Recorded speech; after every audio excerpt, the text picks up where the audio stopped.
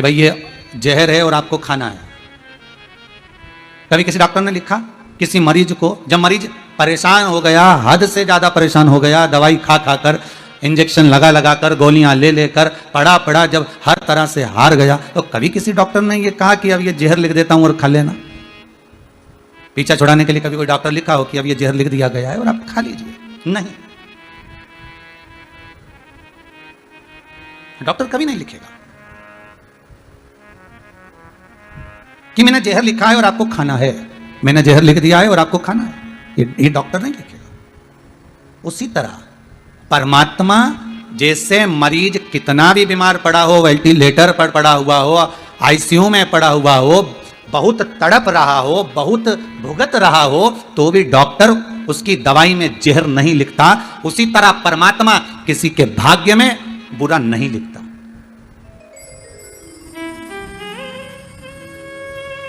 परमात्मा कभी आपके लिए बुरा नहीं लिखेगा, परमात्मा कभी आपके लिए जहर नहीं लिखेगा।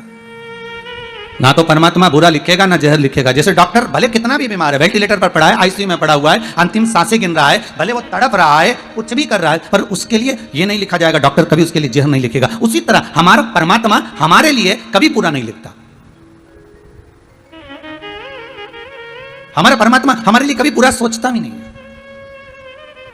बस ये जरूर है कि हमारा कर्म हमको बुरा भोगने के लिए आतुर कर देता है। हमारा कर्म,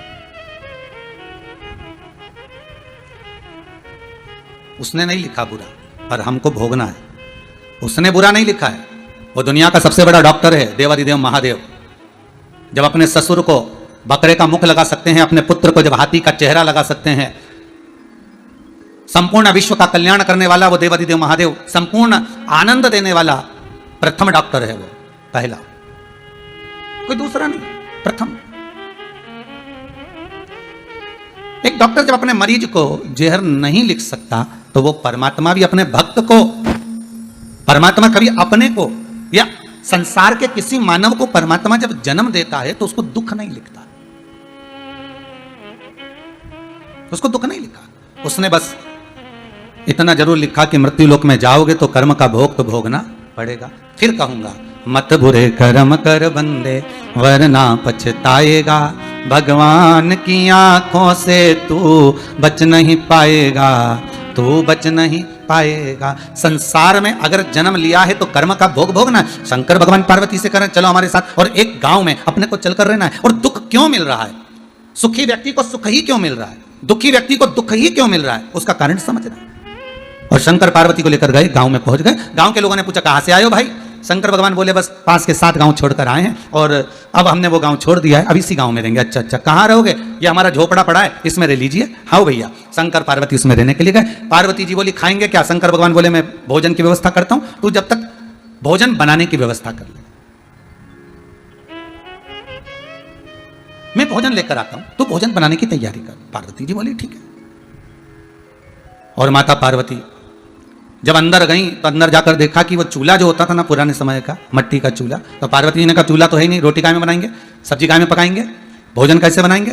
पार्वती जी गई और जाकर उन्होंने कुछ ईंट ढूंढी, ईंटें जो दीवार में चुनाई जाती हैं वो ईंट ढूंढी गई। अब पार्वती जी बहुत सारी जगह गई पर वो ईंट नहीं मिली। बहुत ढूंढने के बाद पार्वती जी एक झोपड़े के पास गई। वो झोपड़ा झरझर हो रहा था, वो झोपड़ा टूट सा रहा था, बड़ा कमजोर हो चुका था। पार्वती जी ने वहां से एक ईंट उठाई, 2 ईंट उठाई, 3 ईंट उठाई और उठाकर 4-5 ईंट पार्वती जी लेकर आई और आकर उन्होंने चूल्हा बना लिया। शंकर भगवान आए सामग्री लेकर और सूखा सामान लेकर। शंकर भगवान ने आकर कहा ले पार्वती भोजन बनाओ, तैयारी करो। चूल्हा बनाया? पार्वती कहे हाँ। ईंटें कहां से लेकर आई हो?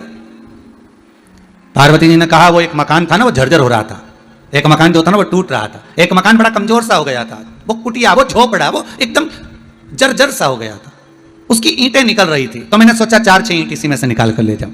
दूसरे के मकान की ईंट में लेकर आ गई और मैंने चूल्हा बना दिया।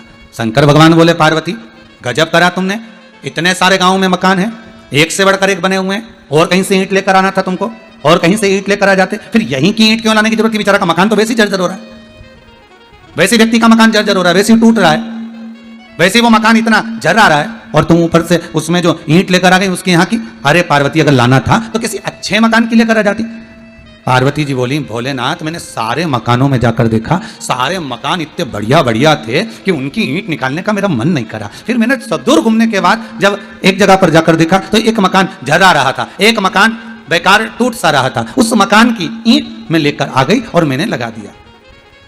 शंकर भगवान ने कहा, पार्वती तुम्हारे प्रश्न का उत्तर मिल गया कि दुखी व्यक्ति को दुख ही दुख क्यों मिलता रहता है और सुखी व्यक्ति को सुख ही सुख क्यों मिलता रहता है। जैसे पार्वती, तुम अच्छा मकान देखा तो तुम उसकी ईंट निकाल कर नहीं लाई, तुमने अच्छा भवन देखा तो तुमने उसकी ईंट नहीं निकाली, पर जो मकान झरझरा सा हो गया था, जो मकान टूटा सा हो गया था, जो मकान की ईंटें झर रही थी, जिस मकान की ईंटें नीचे गिर रही थी, तुमने वहीं की ईंट निकाली। पार्वती जी, शंकर जी कहते हैं बस तुम्हारे प्रश्न का उत्तर यही है, जिसने इस मकान को सवार लिया, जिसने इस मन को सवार लिया, पार्वती जी जिसने इस मन को सुधार लिया, भगवत भजन से, स्मरण से, शिव कथा से, राम कथा से, कृष्ण कथा से, भगवान की भक्ति से, जिसने इस महल को, इस मकान को, इस भवन को संभाल लिया होता है, फिर उसको दुख नहीं मिल पाता है। पर जो मकान झरझरा सा हो जाता है, जिसके भीतर काम, लोभ, आसक्ति, वासना, तृष्णा, ये सब जिसके भीतर भराती चली जाती है, बस उसी की ईंट निकलती चली जाती है,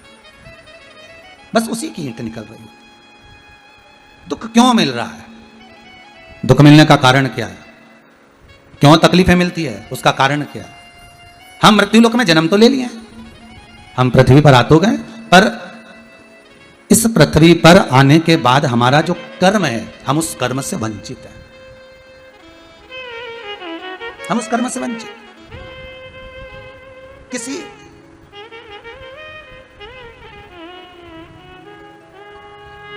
एक व्यक्ति ने गुरु से एक प्रश्न किया है, गुरुदेव आप मुझे यह बताइए कि ये साधु, ये सन्यासी, ये तपस्वी, ये साधक, ये उपासक, ये संत अपने तन पर इतनी भभूति रमाते हैं, इतना भस्म लपेटते हैं, तो आखिर क्यों लपेटते हैं? उसका कारण क्या है? उस भस्म को लपेटने का कारण क्या हो सकता है? उस भस्म को शरीर पे लगाने का कारण क्या हो सकता है? शंकर की कथा करें,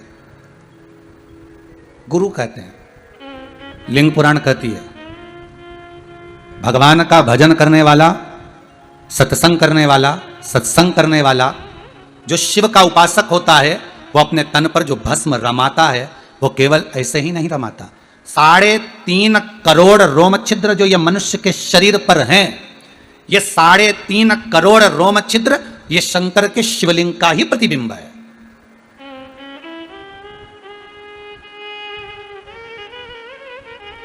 और भस्म लगाकर देखिए, भस्म रमाकर पूरे शरीर पर, ये उन 3.5 करोड़ रोम छिद्र में जो शिव बसा हुआ है, उस शंकर को भस्म का लेपन करता है। भस्म का ये जो 3.5 करोड़ रोम छिद्र है, ये काय के लिए दिया है? केवल स्मरण करने के लिए। एक दिन में 3.5 करोड़ बार भगवान का नाम आपके मुख से निकलना चाहिए। क्यों संत कहते हैं कि कथा में जाकर बैठो?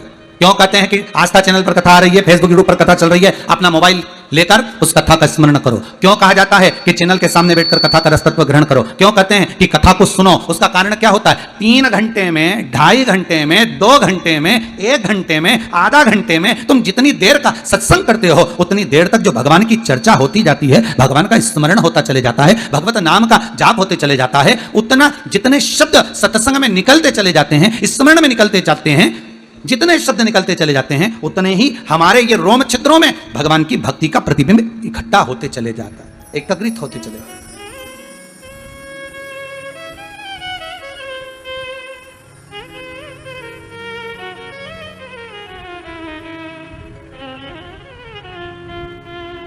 महाराज केवल स्मरण मात्र से शिवोहम शिवोहम श्री शिवाय नमस्तुभ्यम, शिवोहम शिवोहम श्री शिवाय नमस्तुभ्यम, केवल एक मंत्र का स्मरण कर लेना, केवल एक मंत्र का जाप कर लेना और शंकर का अनुमोदन कर लेना, शरीर के एक एक रोम छिद्र को भगवान की भक्ति में संजो देता है, भगवान की भक्ति में डुबो देता है।